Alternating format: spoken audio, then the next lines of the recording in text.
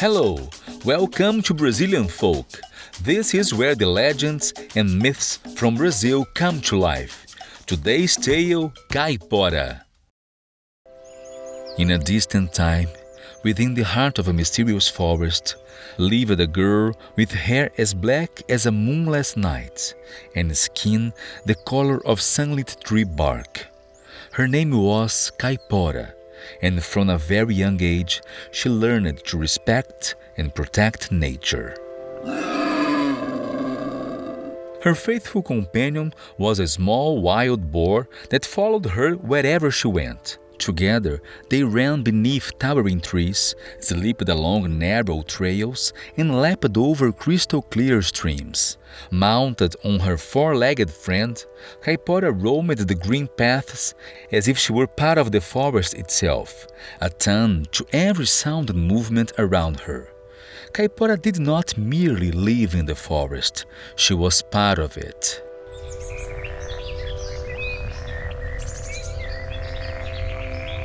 Caipora had a special gift. She could communicate with animals and understand their needs as if they were her own. She could hear the whispers of the leaves carried by the wind, the desperate cries of birds in distress, and even the murmurs of the streams when something was amiss. Her mission was to preserve the balance of the forest, making sure hunters never took more than they needed and that every creature lived in harmony. With swift feet and an ever-alert mind, Caipora moved skillfully through the forest. When danger approached, she did not hesitate. She used her cunning to confuse intruders, set clever traps, and made the very forest speak louder, frightening those who dared to disrespect its sacred laws.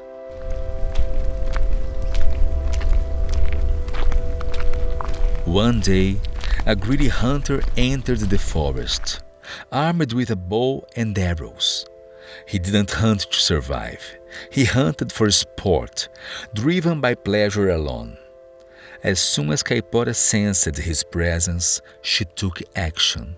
She whistled among the trees, causing the hunter to become disoriented.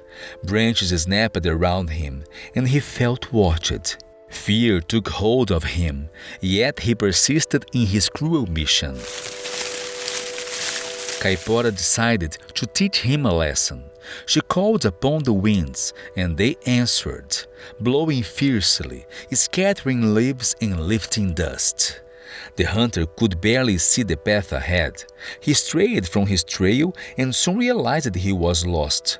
No matter how many steps he took, he always ended up in the same place. Exhausted and desperate, the hunter suddenly remembered an old tale. It was said that Caipora liked rolled tobacco, and that an offering might appease her. He took a piece of tobacco from his bag and placed it on a tree trunk. Caipora watched and smiled. She knew it was an attempt to deceive her, but she decided to give him a chance. She let the hunter find his way back. From that day on, he never again entered the forest without need. The lesson had been learned, and the jungle remained safe for another day.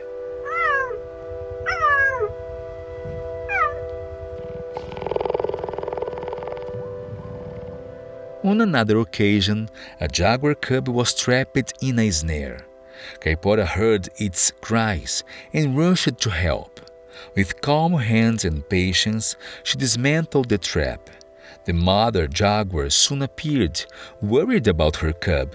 Seeing that it was unharmed, she looked at Caipora with gratitude and vanished into the trees, carrying her baby to safety. Caipora's respect for animals was always returned with trust. They watched over her just as she watched over them.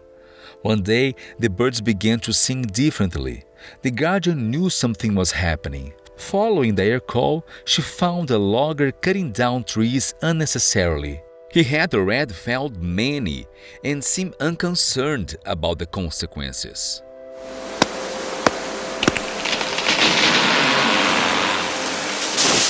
With the help of the winds and the forest's roots, Caipora made the trees rise again, blocking the logger's path.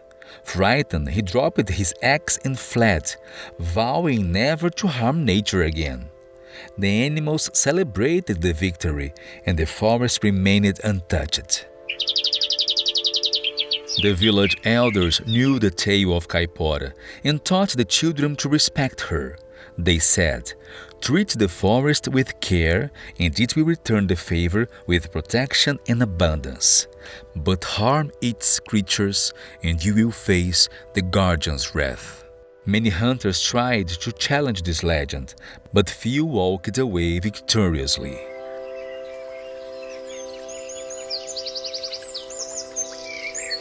One day, a curious young man decided to test Caipora's existence. He ventured into the forest without permission, carrying a spear. But before he could harm any animal, a cold shiver ran down his spine. The wind howled, the branches moved on their own, and a whistle echoed around him. Terrified, he fled and never again disrespected nature.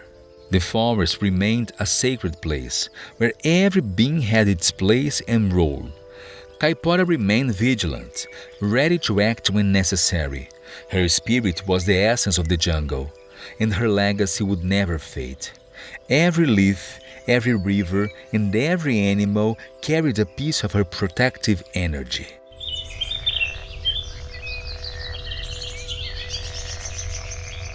The elders said that if anyone wished to feel Caipora's presence, they only needed to close their eyes and listen to the sounds of the forest.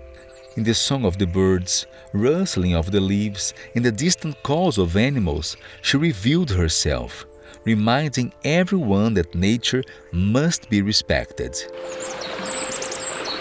Thus, the legend of Caipora lives on, inspiring generations to protect the land that nurtures them.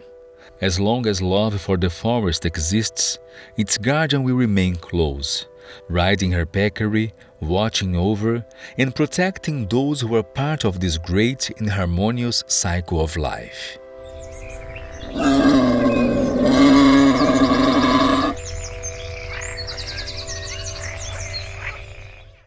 That was all for Brazilian Folk today. Thank you very much for listening and see you next time. Concepção, Eric Rasmussen. Roteiro, Eric Rasmussen e Débora Maciel. Tradução, Rosana Ponomavenko. Revisão 1, tradução, Lúcia Rabelo. Revisão 2, tradução, Jerusa Helena Andrulis. Locução, Felipe Grinan. Ilustração, Flávio Soares. Editor de áudio, Cláudio Brito. Técnico de áudio, Guilherme Henrique Brito. Legendagem, Guilherme Henrique Brito, Eric Rasmussen e Rosana Ponomavenko. Produção, Eric Rasmussen. Direção-geral, Eric Rasmussen. Este podcast foi apresentado como trabalho de conclusão de curso para a obtenção do título de radialista pelo Centro Universitário FIAN-FAAN. Professor Ricardo von Glenn Ponzineiras, vice-presidente e reitor. Professora Ana Cláudia Balda, diretora executiva de Planejamento Acadêmico. Professor Fernando Albino Leme, diretor acadêmico. Professora Isabela Goulart, coordenadora do curso de Rádio e TV. Professor Jorge Gonçalves, orientador.